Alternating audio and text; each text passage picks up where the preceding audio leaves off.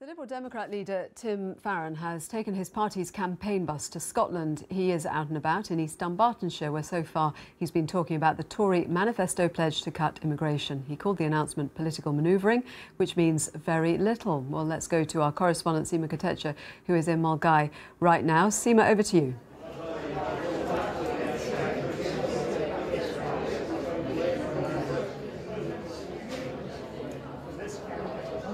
Seema, hi. Well, hello there. We're in East Dunbartonshire here with Tim Farron, the first stop he has made on his campaign bus. Thank you so much for joining us.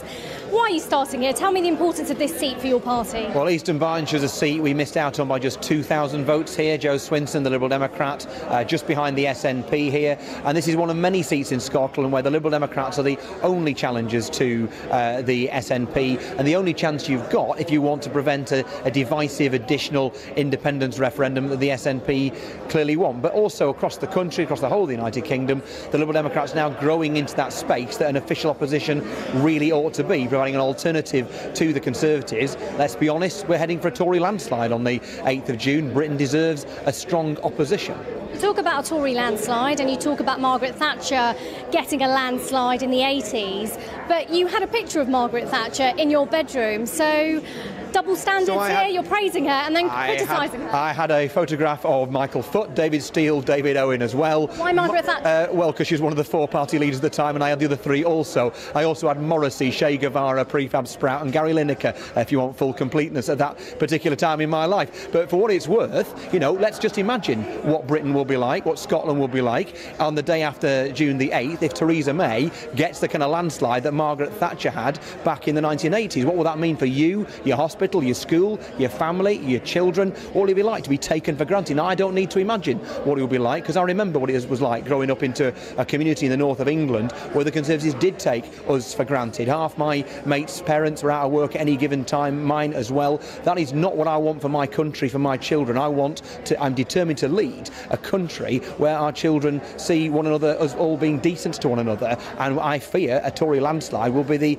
opposite of that. But let's be honest, a lot of people don't take the Liberal Democrats seriously. Talking to people, they say, well, hang on a minute, what are they going to achieve? What would you say to those people? How would you convince them to vote for a party that in the past hasn't necessarily always told the truth? Well, you've got a party being very straightforward with you now. We're telling you what no one else will tell you, which is, of course, the Conservatives already have won this election with a landslide, so it means people can then choose the strongest opposition, and you don't frankly need to agree with me on everything to agree that Britain needs a strong opposition. And following last Thursday's election results, we know the only opposition party left standing across the United Kingdom with a 7% increase in our vote share is the Liberal Democrats.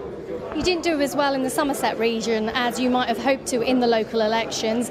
Isn't that a bit of pessimism there on your party now, on their part, feeling a bit negative about the election and what actually might be achieved? Well, I think what we saw from the local elections is a bit of a kind of crystal ball in what's going to happen on June the 8th, which is a Conservative landslide, Labour implosion and UKIP ceasing to exist because they don't need to anymore. Theresa May is now basically the leader of UKIP and the only opposition party across the United Kingdom left standing to increase our share of the vote by 7%, twice as much as the Tories increased their share of the vote, by the way, are the Liberal Democrats. This is a moment where Britain can choose an alternative, and the only ones with an alternative for Britain standing up to the nationalists here in Scotland are the Liberal Democrats. OK, so the Tories today have said they want to cut net migration to the tens of thousands. What's your stance on it? I mean, you talk about good migration, don't you? What does that necessarily mean? Because when we're talking about the NHS, education, resources being used on that part of the population, some might argue that, hang on a minute, we should be cutting numbers.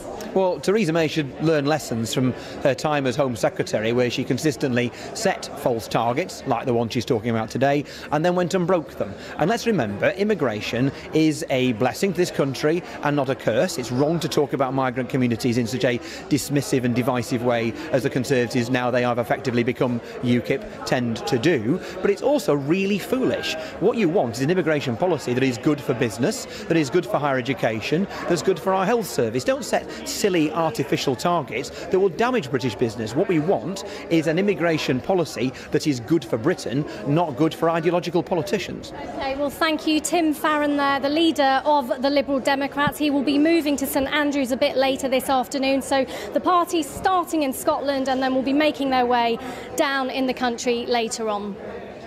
Thank you very much, Seema. You didn't frankly have the balls to put country before party.